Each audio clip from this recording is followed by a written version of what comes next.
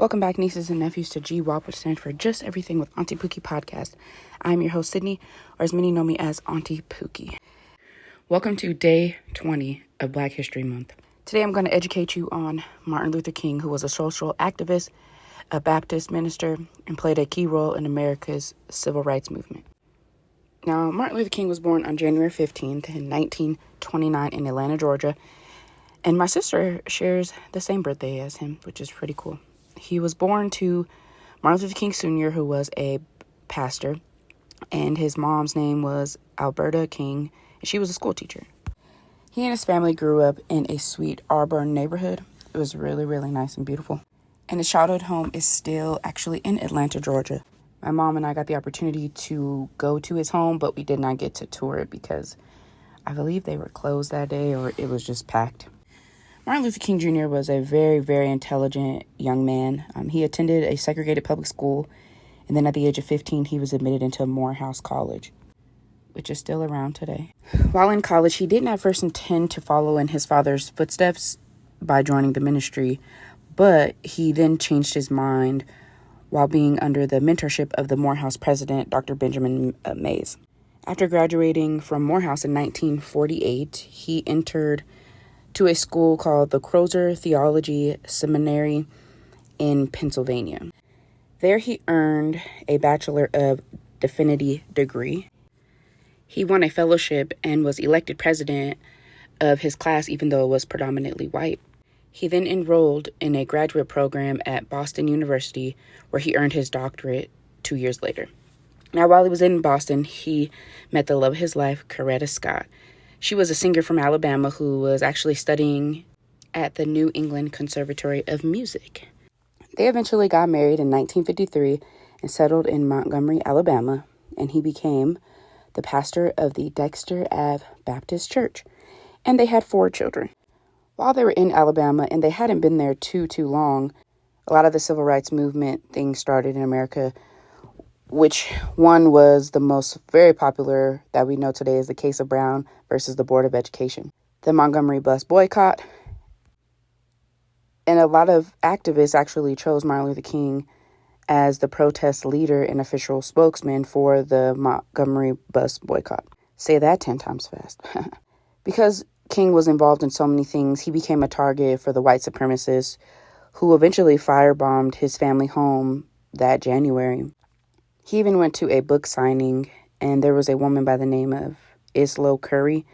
She came into the store while King was signing books and asked him, like, "Hey, are you Martin Luther King?" And he was like, "Yes, I am." And then she stabbed him in the chest right there in front of people. And thankfully, he did survive. Wildly enough, through this nonsense, with him even being stabbed, he became a even more encouraged fighter. With the success of the Montgomery bus boycott, King and a few other activists founded the Southern Christian Leadership Conference, which is called, or abbreviated as SCLC. And their motive was to protest and be nonviolent and just get their, word across the world. King became the president of SCLC, and he ended up traveling across the country and the world to give lectures on nonviolent protests and to attend a lot of civil rights meetings. He even got the honor to meet family members and followers of Gandhi. After coming back from traveling, King moved his family to Atlanta, where he was from, and he became the co-pastor with his father of the church, Ebenezer Baptist Church, which is still up today, and you can actually go in there.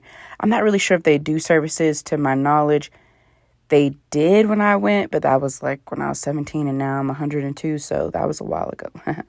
Even though King was in Atlanta, he still was heavily involved with the SCLC organization, and they still were campaigning nonviolent protests. And during the Birmingham campaign in 1963, there were activists boycotting, doing sit-ins, marching to protest segregation. They also were protesting unfair hiring practices and other injustices around the world, or I should say around the U.S. And seeing as though King was so involved in everything, he ended up getting arrested. He was released, of course. But it's just sad that he had to go to jail just for doing what needed to be done, just like Rosa Parks. Later that year, he worked with a number of civil rights and religious groups to organize the March on Washington. During that march, there was over 200,000 people there. And if you haven't seen the picture online, it's so amazing to just see how filled Washington was when Martin Luther King was there. And while he was there, he had his infamous speech of "I Had a Dream." I'm going to play the whole speech. It is about 32 minutes, and if you don't want to hear it, you can just fast forward. First and foremost, I do not own the rights to this video, and I have done some research on who got this video, and it looks like here it's just a channel called Classical Media. And here we go. I have the pleasure to present to you Dr. Martin Luther King, Jr.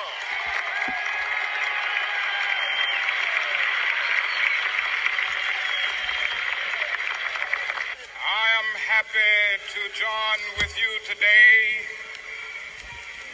in what will go down in history as the greatest demonstration for freedom in the history of our nation.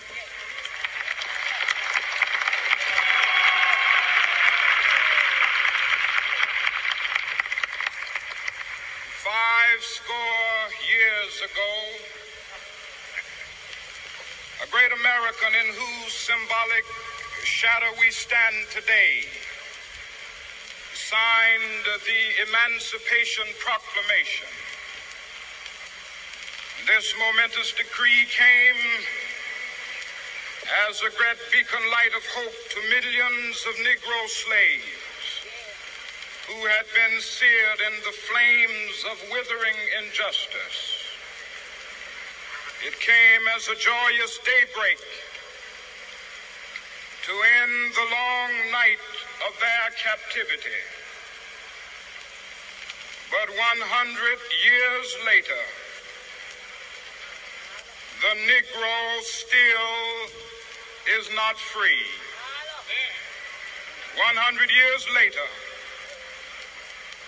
the life of the Negro is still sadly crippled by the manacles of segregation and the chains of discrimination.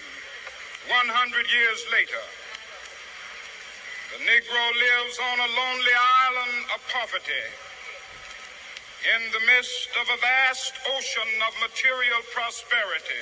100 years later, the Negro is still languished in the corners of American society and finds himself in exile in his own land. And so we've come here today to dramatize a shameful condition. In a sense, we've come to our nation's capital to cash a check.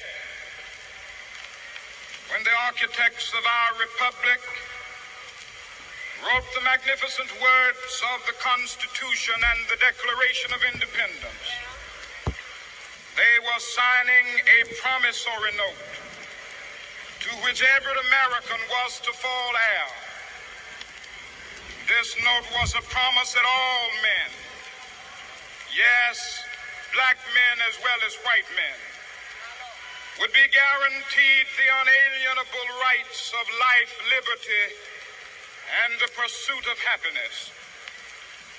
It is obvious today that America has defaulted on this promissory note insofar as her citizens of color are concerned. Instead of honoring this sacred obligation, America has given the Negro people a bad check, a check which has come back marked insufficient funds.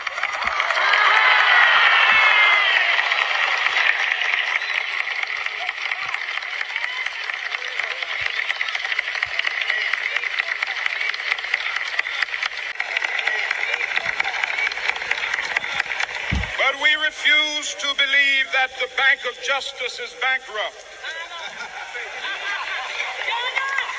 We refuse to believe that there are insufficient funds in the great vaults of opportunity of this nation. And so we've come to cash this check, a check that will give us upon demand the riches of freedom, and the security of justice.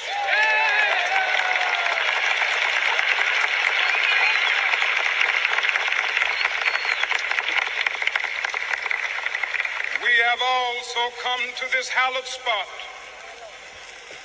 to remind America of the fierce urgency of now. This is no time to engage in the luxury of cooling off or to take the tranquilizing drug of gradualism.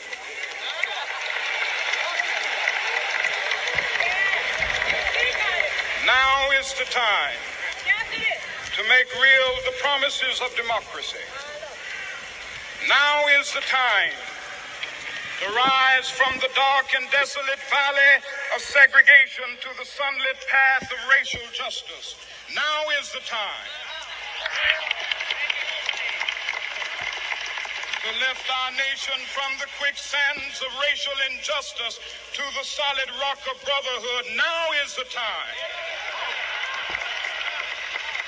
to make justice a reality for all of God's children.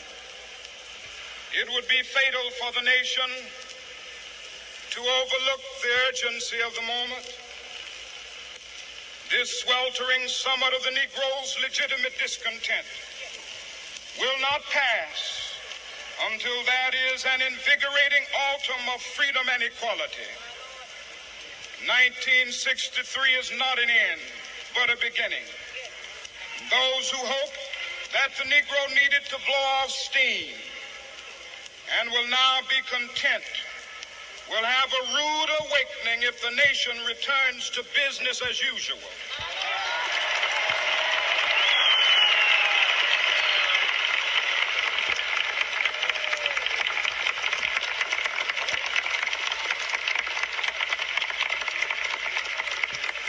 There will be neither rest nor tranquility in America until the Negro is granted his citizenship rights. The whirlwinds of revolt will continue to shake the foundations of our nation until the bright day of justice emerges. But that is something that I must say to my people who stand on the warm threshold which leads into the palace of justice. In the process of gaining our rightful place, we must not be guilty of wrongful deeds. Let us not seek to satisfy our thirst for freedom by drinking from the cup of bitterness and hatred.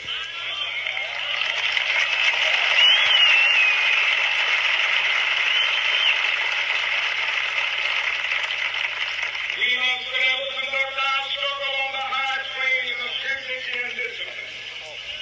We must not allow our creative protests to degenerate into physical violence. Again and again, we must rise to the majestic heights of meeting physical force with soul force. The marvelous new militancy which has engulfed the Negro community must not lead us to a distrust of all white people. For many of our white brothers, as evidenced by their presence here today, have come to realize that their destiny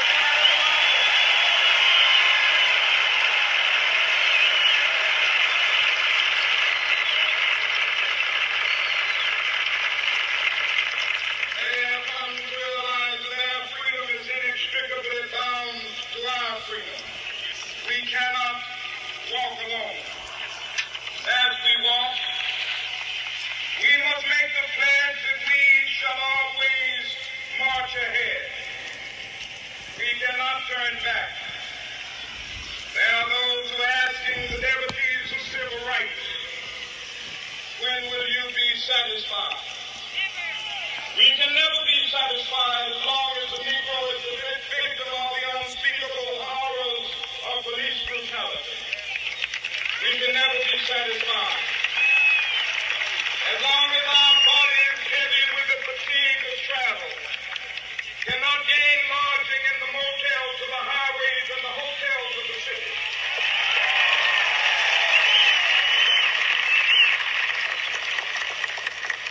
We can cannot be satisfied as long as a Negro in Mississippi cannot vote and a Negro in New York believes he has nothing for which to vote.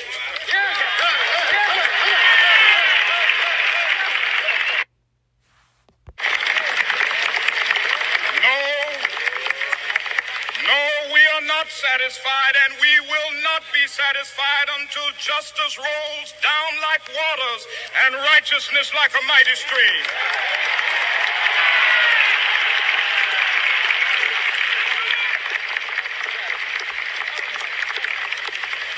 I am not unmindful that some of you have come here out of great trials and tribulations. Some of you have come fresh from narrow jail cells. Some of you have come from areas where your quest for freedom left you battered by the storms of persecution and staggered by the winds of police brutality. You have been the veterans of creative suffering. Continue to work with the faith that unearned suffering is redemptive. Go back to Mississippi. Go back to Alabama. Go back to South Carolina. Go back to Georgia. Go back to Louisiana. Go back to the slums and ghettos of our northern cities. Knowing that somehow this situation can and will be changed. Let us not wallow in the valley of despair. I say to you today, my friend,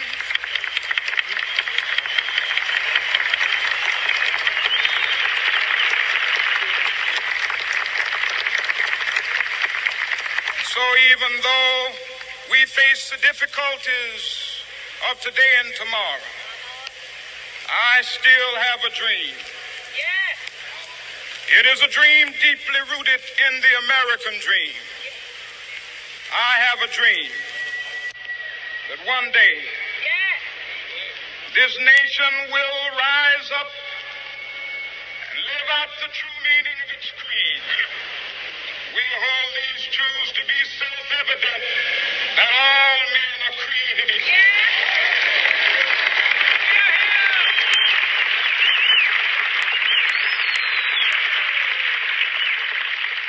I have a dream that one day on the red hills of Georgia, the sons of former slaves and the sons of former slave owners will be able to sit down together at the table of brotherhood. I have a dream that one day, even the state of Mississippi, a state sweltering with the heat of injustice, sweltering with the heat of oppression, will be transformed into an oasis of freedom and justice. I have a dream that my four little children will one day live in a nation where they will not be judged by the color of their skin, but by the content of their character. I have a dream today.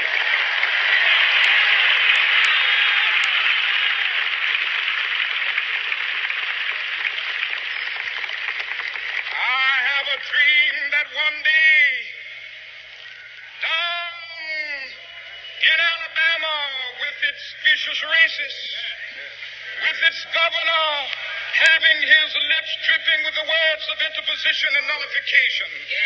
One day right there in Alabama, little black boys and black girls will be able to join hands with little white boys and white girls as sisters and brothers. I have a dream today.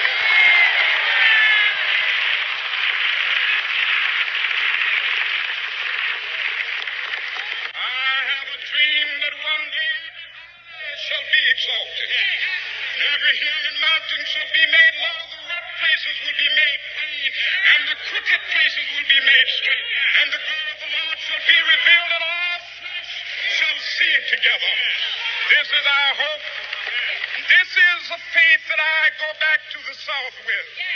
With this faith, we will be able to hew out of the mountain of despair a stone of hope. With this faith, we will be able to transform the jangling discords of our nation into a beautiful symphony of brotherhood. With this faith, we will be able to work together, to pray together, to struggle together, to go to jail together, to stand up for freedom together, knowing that we will be free one day. This will be the day. This will be the day when all of God's children will be able to sing with new meaning, "My country, tears of thee. Sweet land of liberty, of thee I sing. Land where my fathers died, land of the pilgrim's pride. From every mountainside, let freedom ring. And if America is to be a great nation, this must become true. And so let freedom ring. From the prodigious hilltops of New Hampshire, let freedom ring. From the mighty mountains of New York, let freedom ring. From the heightening Alleghenies of Pennsylvania, let freedom ring. From the snow-capped Rockies of Colorado, let freedom ring. From the curvaceous slopes of California. But not only that, let freedom ring from Stone Mountain of Georgia. Let freedom ring from Lookout Mountain of Tennessee. Let freedom ring from every hill and molehill of Mississippi, from every mountainside. Let freedom ring, and when this happens, when we allow freedom ring, when we let it ring from every village and every hamlet, from every state and every city, we will be able to speed up that day when all of God's children, black men and white men, Jews and Gentiles, Protestants and Catholics, will be able to join hands and sing in the words of the old Negro spiritual, "Free at last, free at last. Thank God Almighty, we are free at last."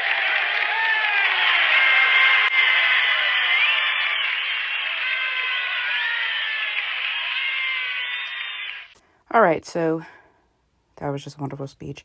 It was actually only like 20 minutes, unless the speech was longer, and it just cut off. But yeah, just crazy. Just re-listening to his speech, because I don't think I've listened to his speech since I was about in high school or middle school. And it's just sad that we're still dealing with the same stuff. You know, people are judging us by our color, not our character. You know, some places we go, people are like, you don't belong here, go back to where you came from. You know, it's just crazy.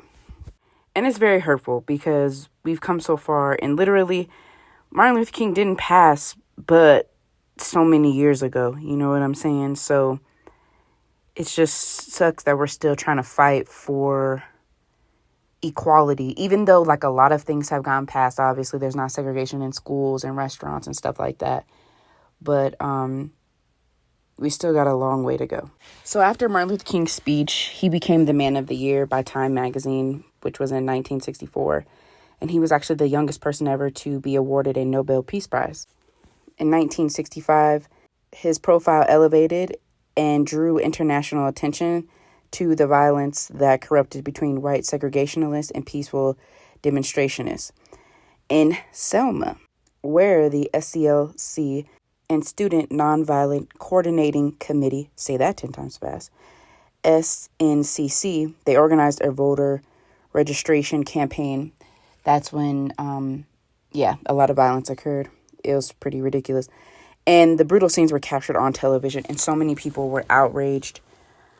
It inspired more people to come to Selma and to march from Selma to Montgomery, Alabama. And President Johnson supported the march, and he sent out troops so that they can help keep the peace. And by the grace of God, that August, Congress passed the Voting Rights Act, which I'm super grateful because I do believe that our votes do matter. And what we need to be doing is voting out these people who have been in office since Jesus walked. Instead of just worrying about the presidency, we have to worry about the government as well. Due to the movement in Selma, it created an even deeper rift between Martin Luther King and young radicalists. King traveled to Tennessee to help support the sanitation workers and go on strike with them. in April of 1968. And sadly, on April 4th of 1968, James Earl Ray was across the street from the motel where Martin Luther King was staying. And story has it that he had someone knock on Martin Luther King's door at the motel, and he stepped outside, and that's when he assassinated Martin Luther King Jr. He was an escaped convict, and he was a well-known racist as well, and he ended up getting 99 years because he pled guilty at first, but then he recanted his statement. He ended up passing away in 1998. Now, years later after Martin Luther King was assassinated, many people campaigned, even congressmen, activists, and Coretta Scott King. They protested to make Martin Luther King Day a federal holiday, and it was passed. And the first time it was ever celebrated was 1986, and that is not, which wasn't that long ago because we're literally only in 2023. After researching and just looking more into Martin Luther King, I knew a lot about him just because we've always known about him mainly in school. But I got the opportunity to go to Tennessee to go to the museum of where he was assassinated, and I believe it's called the Civil Rights Museum in Memphis, Tennessee. I encourage anyone and everyone to go. I remember like it was yesterday, and the room that he was in hasn't been touched. Like, nothing was changed besides the food, of course, because they didn't want it to rot and create bugs and whatnot. But across the street from the motel, well, before I get into that, so at the motel, his car is still parked there. They have flowers there. The museum is literally in glass, so you can walk through to see where he was and the place where he was shot as well. Now, in that moment, I can say, like, I literally just, I felt weird because I was like, I can't believe this is a place where somebody who wanted to make so much change for the world, for our people, got his life taken in this horrific way. Now, what really ruined me was going to the museum across the street, which is where the gunman was, where he shot Martin Luther King. Now, when you go there, you walk through, you know, like a regular museum, you see things on the walls and you're reading stuff, and there's like statues and articles or little trinkets of this was from back in the day and blah, blah, blah. And in the middle of the museum, when you first are walking in, there's people there or statues there. And it's literally the people walking from Selma to Montgomery, Alabama. And it just like has stuff on the floor. I do remember that. And you could like read the stuff on the floor and whatnot. I think the worst moment for me, when you go through the museum a little further, that there's a bus that you get on. And Rosa Parks is sitting in her spot on the bus. And the driver is there or whatever. And it does say whites only, Negroes only, or coloreds only. I can't remember. But once you sit down, the bus literally, not the bus, but the driver is literally degrading you, like calling you the N-word and all of this stuff. And you're literally, and he's in the voice, I'm going to say the voice ahead is like above you. I mean, is like yelling, get in the back of the bus or get off the bus. Like it was saying some rude things. And it's just like, just to sit here on that bus. This is what I was thinking. I was like, sitting here on this bus, like, people literally were just tore down because God picked them to be the skin color that they were. So that really, like, made me upset. I was really hurt. Like, I was so hurt because I'm like, you know, if I was born in this time, I would have been doing the same thing. I would have become an activist. I'm still an activist now. But I would so be a part of everything they're doing, you know, and I currently am trying to get more involved in more things because I want to fight for all people's rights, you know what I'm saying, and in the right things. So then, you know, you go through that and you get off the bus and you just feel weird. And then you go upstairs to where there's glass, but there's a tub there with, I don't know if it's the same gun or the replica of the gun, but it's literally pointed outside the window, I think, or it's by the window. I can't remember. But it literally shows you that the gunman was sitting in the tub. And then, you know, he proceeded to assassinate Martin Luther King. Now that is weird, or it was weird. And it was so emotional for me because I'm very visual when I read stuff. I can visualize things. I can even feel what's happening. I can feel the energy. Some people would say I'm an empath, and I mean, I think I am to a point, but I literally could just feel and see. And I don't remember if they had like a headset where we listened to everything that was going on. I don't remember, but it was so powerfully sad that it just hurt. Like, it hurt so bad, and then we went through the museum. I would love to go again so I could, I think I went when I was in high school. Yeah. But it was just so powerful and so, emotional. And I even went to the Martin Luther King Museum in Georgia. For some reason, I do not remember everything there, but I do remember Martin Luther King and Coretta Scott King. Their burial site is literally surrounded around water, and they're on top of the cement block, which is really cool. And I think I went there probably when I was 14, so I just don't remember it, but that was very, just amazing as well to just see. But yeah, knowing our history and just knowing history in general and some of the things that have happened, it's just really heart-wrenching, and it's very sad to see and to know that, not even 70, 80 years ago, we couldn't go to school with the same people. My grandma wouldn't be who she is, if things were still segregated now. So it is very interesting. And I just say continue to fight. Whether you're black, white, green, orange, yellow, pink, or whatever, continue to fight for what is right. Because at the end of the day, we do better when we work together. And I love that Martin Luther King was a nonviolent person. He did not want violence. He wanted us to become brothers and sisters, and that's exactly what God wants us to do, you know what I'm saying? So it's he definitely created so much movement, and I appreciate, as I've been saying on these episodes, that the people that fought for us to get to where we are today, and those that are still fighting, and those that are not afraid to do things, and it's just crazy. So I just say we all continue to fight, those of us that really care about change and actually care about each other, regardless of the color of our skin. And yeah, if you get a chance, go to that museum in Tennessee and Georgia. It'll definitely change your life. Thanks again for tuning in on this great day of Black History Month.